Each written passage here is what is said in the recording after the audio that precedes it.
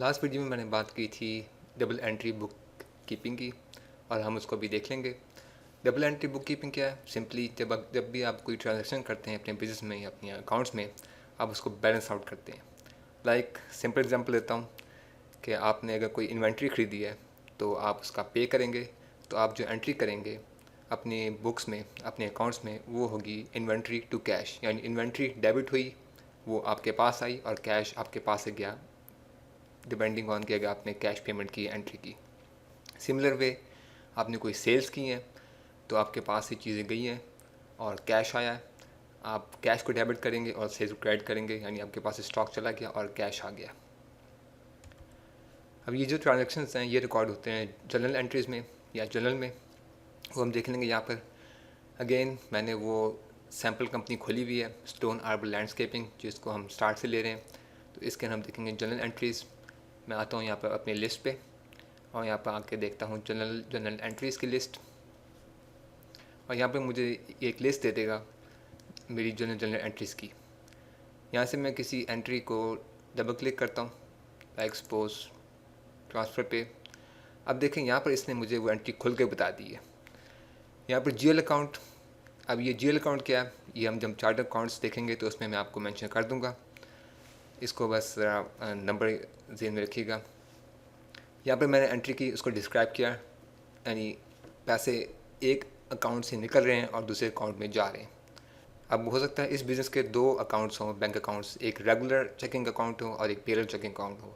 तो इसने अपने रेगुलर अकाउंट से पैसे निकाले हों और अपने पेरोल चेकिंग अकाउंट में डाले हों, तो यहाँ पर उसने एंट्री को बैलेंस आउट किया हुआ है, डेबिट एक तरफ और क्रेडिट, और इनका जो टोटल है वो हमेशा इक्वल आता है।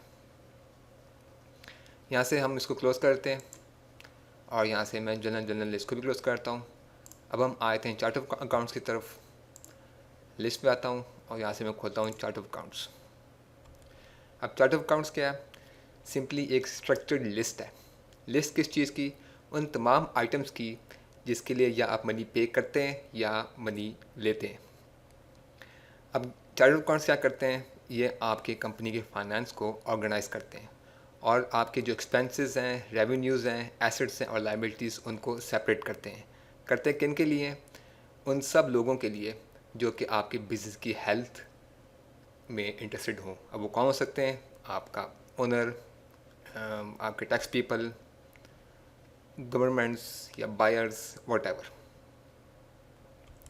अब जो चार्ट ऑफ अकाउंट्स की एंट्रीज़ हैं ये डिफ़ाइन होती हैं तीन चीज़ों से। एक आइडेंटिफायर, एक होती है हेडिंग और एक होता है अकाउंट टाइप क्या है। लाइक फॉर एग्जांपल यहाँ पर देखें, ये है इसका आइडेंटिफायर, प्रॉब्ली कैश का है, तो हम कैश को आइडेंटिफाई करेंगे लाइक 10 से, आगे फिर इसकी टाइप्स आएंगी लाइक 10100, 10200, तो इस तमाम कैश अकाउंट्स है।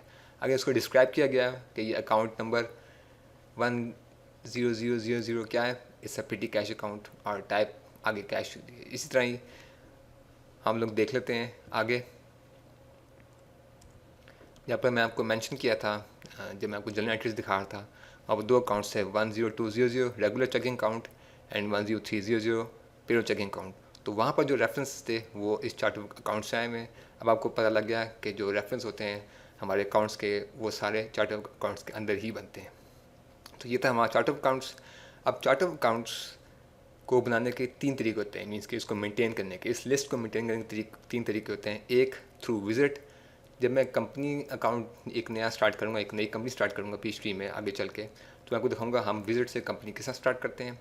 तो एक तरीका होता है विजिट से आपका चार्ट अकाउंट बने। दूसरा, मैनुअली एक यूज़र एंटर कर सकता है, डिपेंडिंग ऑन के आपके हो सकता है विजिट में जो कंपनी आपने चूज़ की हो उसमें अकाउंट की हेडिंग वो अवेलेबल ना हो, तो आप मैनुअली एंटर करेंगे। और तीसरा, ये ऑटोमेटिकली भी क्रिएट हो जाते हैं। अगर आप कोई एंट्री करते हैं और उसका कोई अकाउंट ना हो तो पीसी ऑटोमेटिकली सब कुछ बैक एंड पे क्रिएट करता है। तो ये था हमारा जनरल एंट्रीज़ और चार्ट ऑफ अकाउंट्स का, और आगे चल के हम देख लेंगे रिपोर्ट्स। ऐसे मैं उसको क्लोज कर देता हूँ।